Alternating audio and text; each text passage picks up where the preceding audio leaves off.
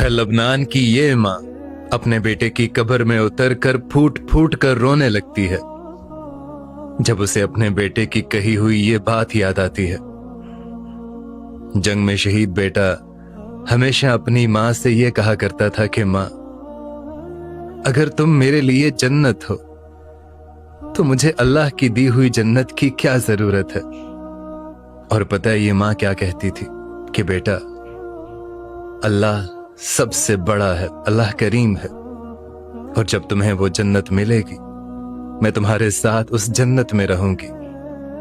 लेकिन अब अपने बेटे को इस हाल में देखकर माँ सबसे यही रिक्वेस्ट कर रही थी कि मुझे भी अपने इस शहीद बेटे के साथ दफना दो।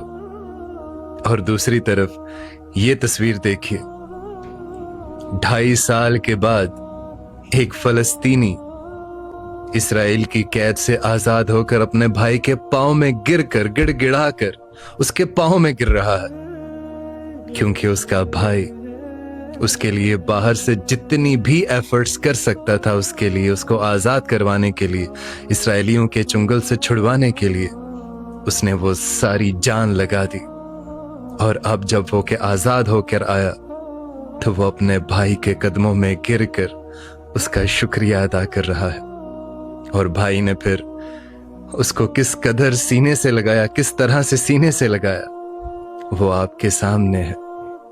इसलिए कोशिश करें कि भाइयों का अदब करें, और अगर आप लोगों की माँ जिंदा है तो उसका जी भर कर ख्याल रखें, क्योंकि न बाद में भाई मिलते हैं और न माँ मिलती है।